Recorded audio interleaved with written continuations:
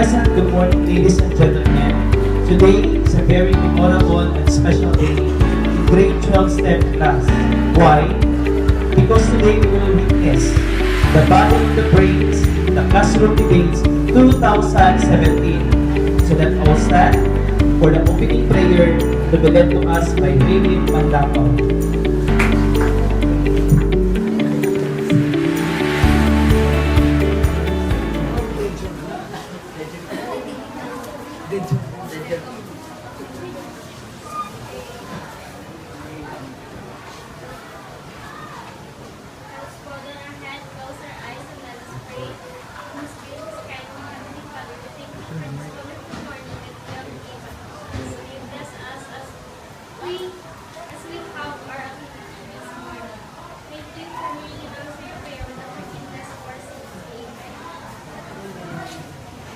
You may now take your seat. Good morning once again. May I hear your good morning? Good morning! A special thanks, most especially to our distinguished guests for gracing this very important occasion. As I said, to become the class very participative in the classroom or in the discussion, I have organized this debate. Debate is a great tool for learning, where a discussion between students in which they express different opinions about something. Using debates in the classroom can help students to become critical thinkers and problem solvers. Among the skills, classroom debates can raise students' etiquette, clarity, perception, organization, public speaking, research, teamwork, and cooperation. Without further ado, I will now introduce the topic for this debate. Stem cell research is used for investigation of basic cells which develop organisms. The cells are grown in laboratories where tests are carried out to investigate fundamental properties of the cells. Stem cells are a class of undifferentiated cells that are able to differentiate into specialized cell types. Commonly, stem cells come from two main sources: embryos formed during the blastocyst phase of embryological development, the so-called embryonic stem cells, and adult tissue or adult stem cells. Both types are generally characterized by their potency or potential to differentiate into different types of cells such as skin, muscle, bone, etc. As a science enthusiast, we will touch this topic in order for us to know the advantages and disadvantages of this stem cell research. Now, this is the subject of debate class in grade 12 STEM. Stem cell research, a benefit or an invasion to human life. We would like to observe the following house rules for our class debates 2017. First, let us minimize the noise such as clapping and shouting. Is it understood? Yes, sir. Okay. Each speaker will be given a maximum of 3 minutes to give their points. I already assigned a timekeeper. You will hear the first bell tapping for 2 minutes. And for the 3 minutes signifies the given time is over when the timekeeper taps 3 times. The flow of the speaker starts with the first speaker of the proposition side, followed by the first speaker of the opposition side. After the second speaker of the proposition side has spoken, this will be followed by the second speaker of the opposition side, so on and so forth. The final speaker of the proposition side will give their final rebuttal, and the other side will provide their final speech. And now, may I now introduce to you the student chairperson. Let us all welcome Leandel Hisura. A big round of applause.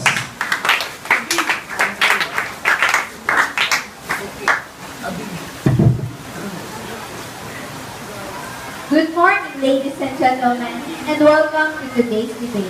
The motion for today's debate is stem cell research, a benefit or an innovation and human life. On my right, for the proposition team, we have Rusto Evangelista, Berlin Puerto, Randy Fajardo, and Jinkies Tusara. On my left, for the opposition team, we have Sheena Cuento, Martek Romualdo, and Ana Cas Abi.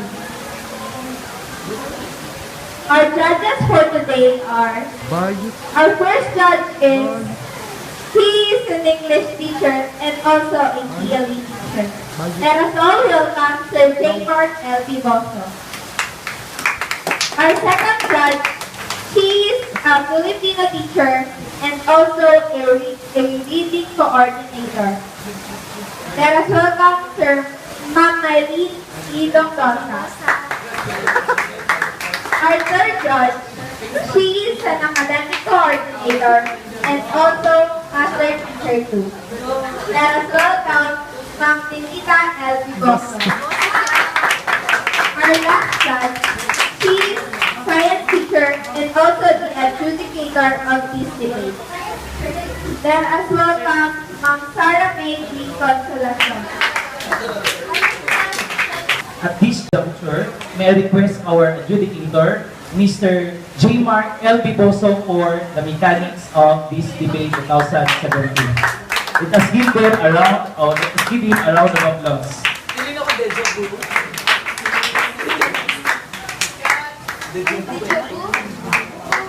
So good morning once again. So this debate will be based purely from the criteria given to me. So the House rules, please, if you agree with the statement, just say here. If you don't agree, please say. So please don't badmouth your co-debaters and please keep manners and etiquette. So good luck both teams and do your best. Let us start the ball rolling. The first speaker will be the proposition side and the first speaker of the opposition side. We'll start with the first speaker of the proposition side.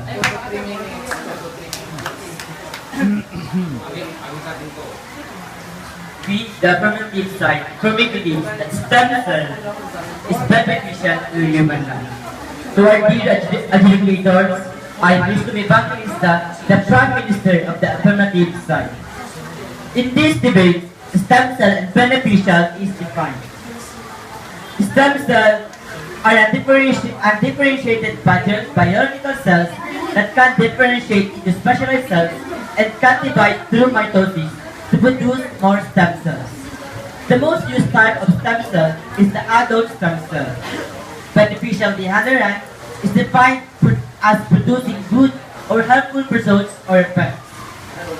Me, as the Prime Minister, will present the parameter, what is the motion all about, and present my own argument. The Deputy Prime Minister, Ms. Berlin Puerto, will speak about her own arguments and refute my cases. The rebuttal speaker, Mr. Randy Fajardo, will rebut all the arguments of the opposition and strengthen our team. While the reply speaker, Ms. Jinkies Tusara, will prove why we should win in this debate. And now we're going to present our parameters. We will talk about the global settings regarding with stem cell research and therapy. And now proceeding to my one argument, stem cell does not kill humans. Most critics of the embryo research path contend that week-old blastocysts are not human beings at all. In fact, destroying those embryos does not constitute killing. At 1 week, embryos are merely a cluster of cells and not deserving of the protection afforded to others, they say. When conceived naturally, a blastocyst has not been implanted in the uterus by that time. Most scientists argue that an embryo is not a person until it is at least 2 weeks old. When it develops, a so-called primitive streak, the first evidence of a nervous system. At the end of the day, the affirmative side firmly believes that stem cells is beneficial to human life, and I temporarily rest my case. Thank you. Speakers go for 2 minutes and 20 seconds on time. Okay, good morning once again, ladies and gentlemen, especially to our dear adjudicator, audiences, and to the proposition side. I, Shia Sequento, the leader of the opposition team, accepts the government's definition and parameters. And on this debate, the opposition team strongly stand on the motion, stem cell research is invasion on human life. I, as the opposition leader, will present and rebut the arguments, while on the other hand, the deputy opposition leader emphasizes on the latter arguments after he has rebutted the government's and also give his own statement of arguments. And the whip will rebut. Now, I would like to highlight the government's argument a while ago. The government side states that stem cell research did not kill life. But according to our research, the stem cell therapy can also be linked to murder, because when you destroy the embryos, it is no different from killing or murder. Now I would like to proceed on my own arguments. First, the stem cell research and therapy is costly. Compared with the other treatment, the stem cell research is very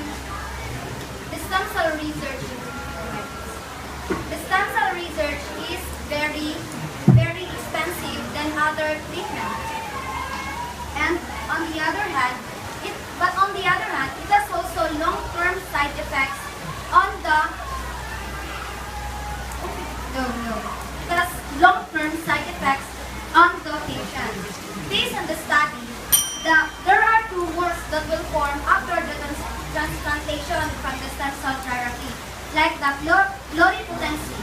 It is linked to tumor formation, especially in adult stem cell. And now I would like to temporarily rest my case. The speaker spoke for 3 minutes and 15 seconds on time.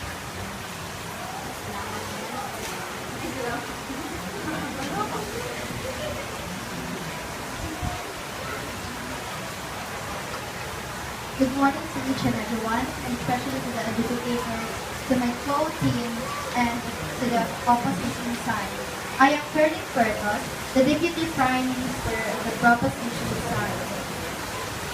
As the Deputy Prime Minister, I will reaffirm our stance, defend the Prime Minister's constructive manner, and rebut the first speaker of the opposition side. And this House believes that the stem cell is beneficial to humans. The first speaker said that the embryo will be murdered, and it is called as a murder. And for your information, the 2-week embryo doesn't have a life at all. So why did you say that it is a murder? And now I will open my mouth. According to National Institute of Health, stem cell may lead to drug therapy that treats major ailments such as cancer and it replaces organs. Stem cell is very helpful when we think of treating diseases that any medicine cannot cure, and in terms of medical setup, stem cell is good for it handles serious and cured illnesses that drugs cannot do. It also does bone marrow transplant, and it boosts the immune system that fails to protect your body, and also it boosts the good bacteria on your body. This house believes that at the end of the day, stem cell is beneficial to humans. And now I temporarily rest my case. The speaker spoke for 1 minute and 48 seconds.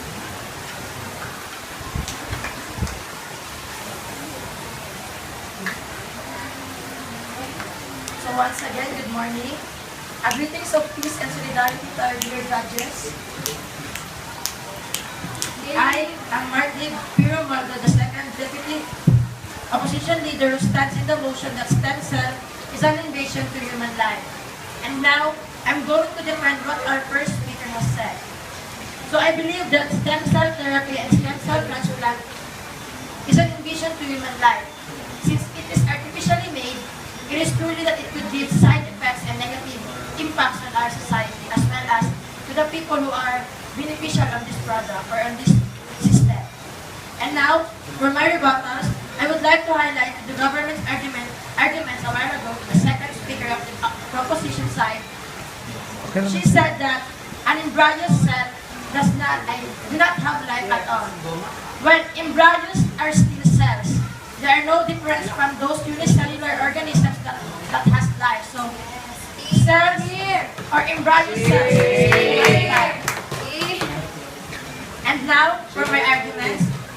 For my first argument, so stem cell therapy has a long-term side effects. Since it is artificially made, it is always natural that it would give its side effects. According to the Department of Health of the Philippines, all therapy and transplant procedures has a significant side effects since it is not natural to have this system in our body. So for my second argument, stem cell therapy leads to illegal pursuit of power. Since through stem cell therapy and transplant, we could enhance our body issues through this. So some of great peoples can use this way to play as a powerful being. So at the end of the day, I firmly agree that stem cell therapy and stem cell transplant is an invasion to human life. And now I temporarily close my case. The speaker spoke for 2 minutes and 10 seconds.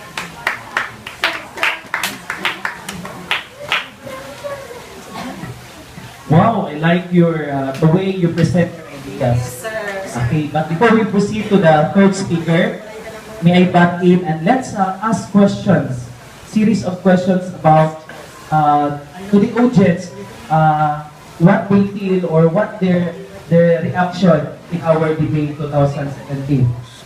Okay, I will ask you, how do you feel right now? Good. Okay, good. Anyone else? Okay. So my question is, what are the insights that you gain from this debate?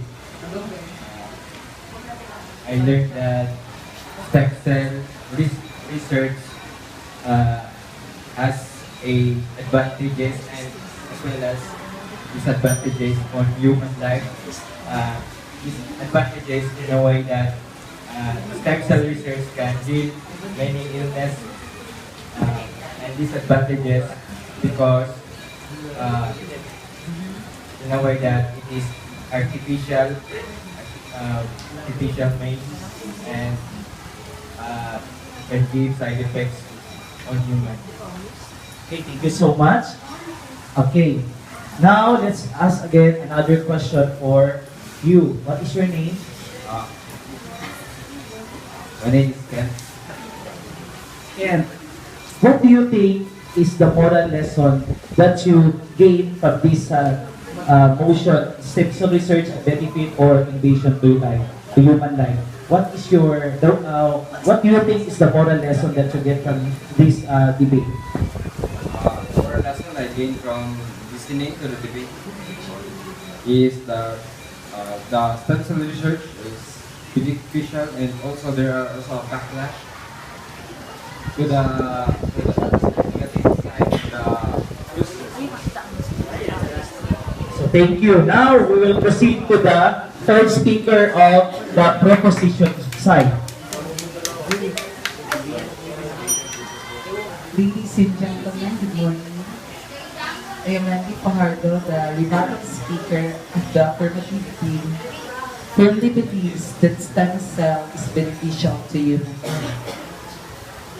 As what the opposition team said, that stem cell is a way to creative and healing of human life, well, I believe that based on our parameter, we are not prohibiting that we will only talk about the adult stem cells, but we just stated that the most used stem cell therapy are those adult stem cells.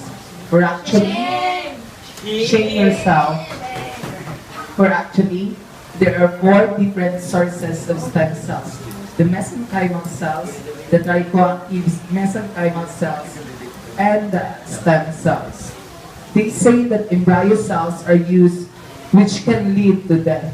Well, I believe that embryonic cells which are used in stem cell transplant and therapies are those embryonic cells which are not 2 years old, 2 weeks old rather.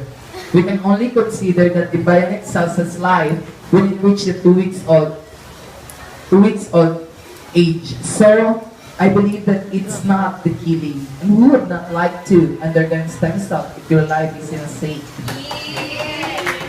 Thank you. Why not use stem cells? Of course, we should use stem cells. In our modern society today, in which development of technology and both methods of treating diseases and the invasion of the diseases in our society, I believe that stem cell is a very significant treatment for us to treat these diseases. But in fact, we does not only treat Parkinson's diseases, not acknowledge Parkinson's diseases, it also treats heart attack, heartburn, and so many more diseases, and that is the significance of stem cell. Of course, there are limitations about these stem cell therapies. But for me, as a person, put yourself as a patient, and the only choice for you to be alive is to undergo stem cell. And I believe who would not like to prolong their life. So, stem cell is a matter of choice, and with that choice, treatments for yourself and to the disease that you have is very possible to be treated. I believe, ladies and gentlemen, that in the very end of the day, stem cell is beneficial to human life. And now I temporarily rest my case. Thank you.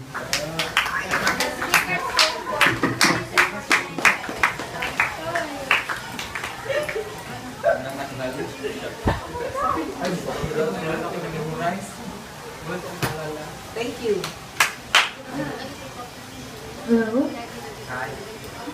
Good morning, everyone, especially to our audience, classmates, adjudicator, and guests. I am Unang Piabing, standing here as your rebuttal speaker for the opposition team. Now,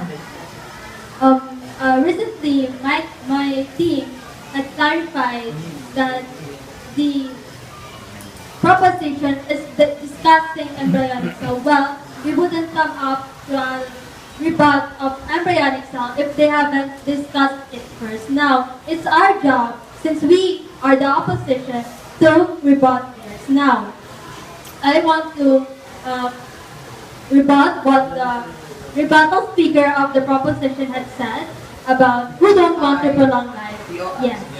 We're not the opposition side, we are the proposition side. Okay, sorry, my mistake.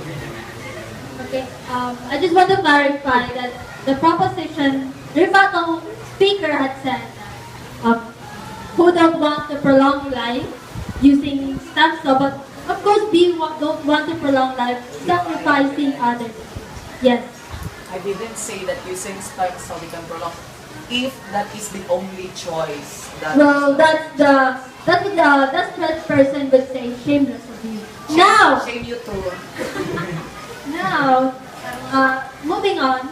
No, I mean, continuing. What I've said is, we don't like to prolong our life using stem cell because it's like sacrificing others' life for us to live long. But they're saying that embryonic cell is not life, it's just 2 weeks old. Well, for me, that's just an alibi for science to kill people and to come, you know, like it's a product of reproduction, so it's still an embryo, right? So it even has a name of something that doesn't live, that doesn't have life. Now it's very simple of them to promote this stem cell research. That we have a lot of resources. Well, there's actually a lot of ways, but since science is so thirsty to have an answer to their curiosity, they're even killing life just to satisfy them. Now, our side is promoting life, and we want to prolong it, but not using stem cell research, because doing stem cell research is like a dumb thing to do, but there's a lot of ways to prolong a life naturally. Now, at the end of the day, I firmly believe, as the rebuttal speaker of the opposition side, that we will, on the motion, stem cell research is unbeneficial in a way that it destructs and invades human life. I thank for early rescue.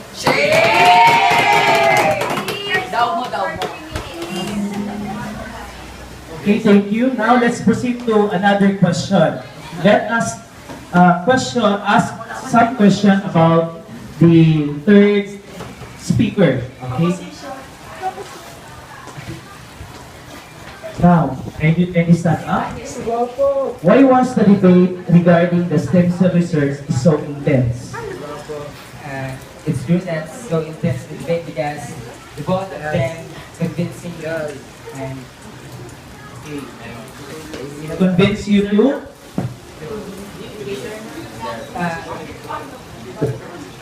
convincing me to visit the proposition because stem cells is the only one to prolong your life. Thank you for your answer. Now, for the last question, okay.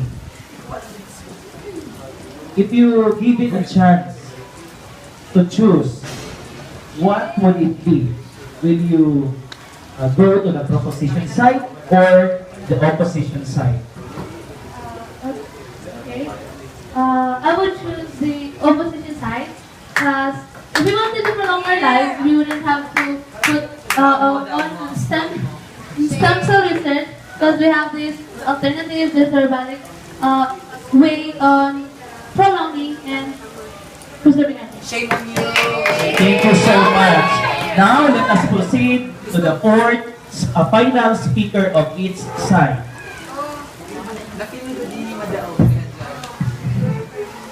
Once again, good morning, ladies and gentlemen.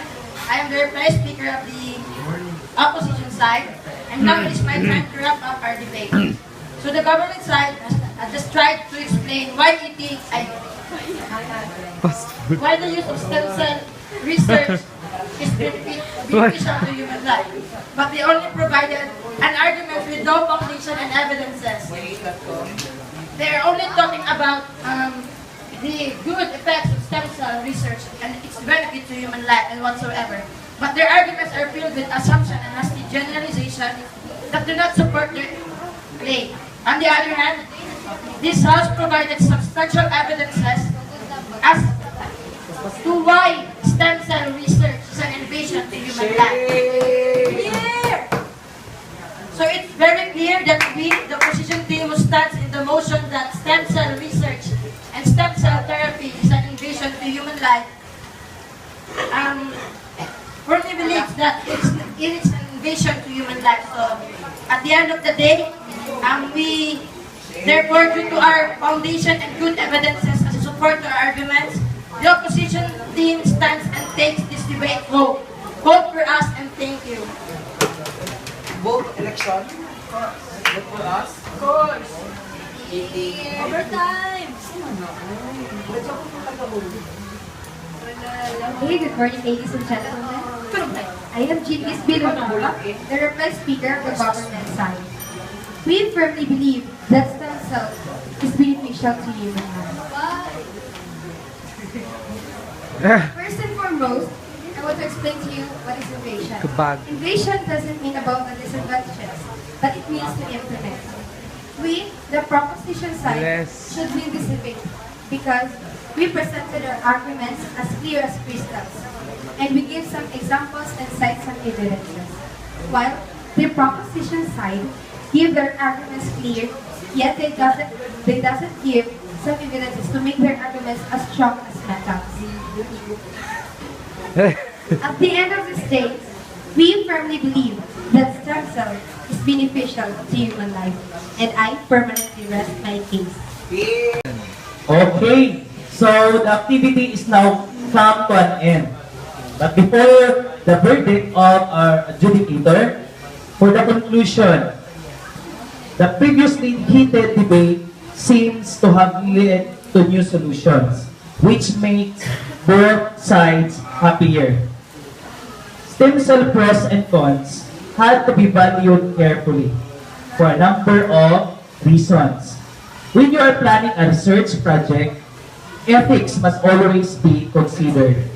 If you cannot defend study ethically, you should not and will not be allowed to conduct it. You cannot defend a study ethically unless the presumed cost is lower than the expected benefits. The analysis needs to include human, animal discomfort, risks, environmental issues, material cost, and economy. Other consequences of the research are uncertain.